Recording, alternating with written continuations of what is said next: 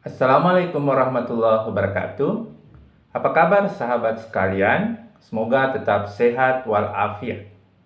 Pada kesempatan yang berbahagia ini, saya akan membahas mengenai perolehan angka kredit jabatan fungsional sesuai dengan Permenpan RB yang baru, yaitu Permenpan RB nomor 1 tahun 2023 tentang jabatan fungsional.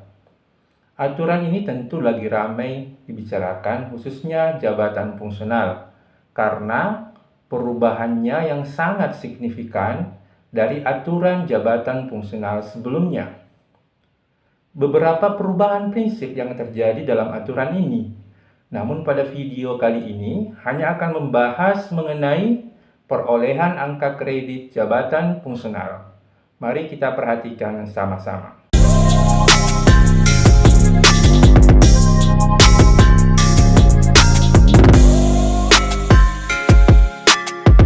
Tugas jabatan fungsional adalah memberikan pelayanan fungsional yang berdasarkan pada keahlian dan keterampilan tertentu. Tentu saja dengan memperhatikan ruang lingkup kegiatan, kemudian dapat juga diberikan tugas lainnya guna memenuhi ekspektasi pada instansi pemerintah guna pencapaian target organisasinya. Artinya dalam penyusunan SKP sebagai target kinerja PNS harus memperhatikan yang pertama, ruang lingkup kegiatan sesuai dengan tugas jabatannya baik pada kelompok keterampilan maupun keahlian. Yang kedua, tugas lain yang diberikan oleh pimpinan di luar dari tugas ruang lingkup jabatannya. Yang ketiga, kegiatan ini harus sesuai dalam rangka mendukung pencapaian target kinerja organisasinya. Apa yang membedakan tugas masing-masing jenjang jabatan fungsional?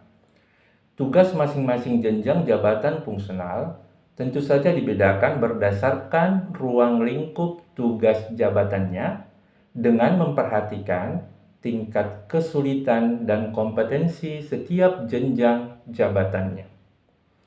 Artinya, kegiatan-kegiatan sebagai target kinerja yang terkait dengan ruang lingkup tugas jabatan fungsional tetap harus memperhatikan level kompetensi jabatannya. Dan selama menduduki jabatannya juga harus memperhatikan level kompetensi jabatan satu tingkat di atasnya. Kenapa memperhatikan satu tingkat di atasnya? Karena kenaikan jabatan satu tingkat di atasnya masih dipersyaratkan uji kompetensi kenaikan jenjang jabatan. Pada aturan jabatan fungsional yang lama dikenal butir kegiatan, di mana setiap butir kegiatan memiliki angka kredit masing-masing.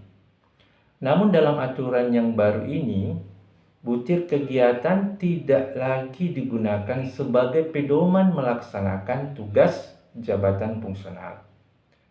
Namun, butir kegiatan ini sudah disimplikasikan menjadi ruang lingkup kegiatan dan berorientasi pada ekspektasi kinerja untuk mencapai tujuan organisasi. Sehingga kegiatan-kegiatannya tentu saja lebih fleksibel asal sesuai dengan ruang lingkup kegiatan tugas jabatannya dan mendukung pencapaian kinerja organisasinya. Pertanyaan yang sering ditanyakan adalah, apakah DUPAK masih ada? Dalam aturan ini ditekankan juga bahwa daftar usulan penetapan angka kredit yang biasa disebut DUPAK sudah tidak lagi digunakan dalam mekanisme penilaian angka kredit, sehingga tentu saja pejabat fungsional tidak perlu lagi menyusun DUPAK dalam penilaian angka kreditnya, karena angka kreditnya akan ditetapkan berdasarkan predikat kinerja.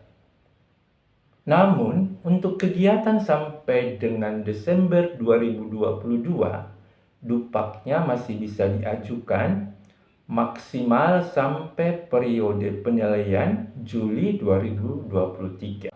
Kemudian, Sekretariat Penilaian Angka Kredit nanti akan menghitung pak integrasinya sesuai dengan Perka BKN nomor 11 tahun 2022. Dengan pak integrasi ini akan kelihatan angka kredit kumulatifnya dan kebutuhan angka kredit kenaikan pangkat dan kenaikan jabatannya. Sehingga dengan pak integrasi ini akan lebih jelas capaian angka kredit saat ini sebelum penilaian angka kredit dari konversi predikat kinerja tahun 2023 nanti. Jika tidak ada dupak, bagaimana perolehan angka kredit jabatan fungsional? Perolehan angka kredit jabatan fungsional itu diperoleh nantinya dari konversi predikat kinerja sesuai dengan level jabatannya masing-masing. Predikat kinerja dikonversikan ke dalam perolehan angka kredit tahunan dengan memperhatikan tabel dengan ketentuan sebagai berikut. Atau predikat kinerjanya sangat baik ditetapkan nilainya sebesar 150% dari koefisien angka kredit tahunan sesuai dengan jenjang jabatan fungsional. Misal, ahli media predikatnya sangat baik, maka di tabel kita bisa lihat angka kreditnya 56,25. Apabila predikat kinerja baik, maka angka kreditnya 100% dari koefisien angka kredit tahunan. Tentu saja sesuai dengan jenjang jabatan fungsionalnya. Misal, ahli media predikat baik, maka di tabel kita bisa lihat angka kreditnya 37,5. Demikian pula ketika cukup, angka kreditnya 75%. Misal, ahli media dengan predikat cukup, maka di tabel kita bisa lihat angka kreditnya 28,13. Apabila kurang, ditetapkan angka kreditnya sebesar 50% dari koefisien angka kredit. Misal, bisa kita lihat di ahli media dengan predikat kurang, maka angka kreditnya 18,75. Dan apabila predikat kinerjanya sangat kurang, maka angka kreditnya sebesar 25%.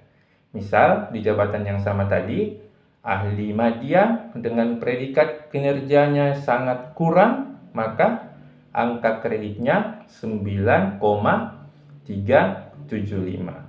Sehingga kita bisa melihat predikat kinerja kita di tabel itu dengan angka kredit yang kita peroleh. Pada tabel ini, kita bisa lihat kebutuhan angka kredit kenaikan pangkat dan jabatan. Misal jabatan fungsional ahli pertama, silahkan dilihat tabel, golongan 3A. Kebutuhan angka kredit kenaikan pangkatnya ke 3B adalah 50 dan kebutuhan kenaikan jabatannya ke ahli muda adalah 50 di 3A, 50 di 3B, maka 100. Jika jabatan fungsional tersebut predikat kinerjanya berturut-turut baik, maka untuk naik pangkat ke 3B dibutuhkan 50 angka kredit dibagi dengan predikat kinerja baik 12,5, itu hasilnya adalah 4 tahun.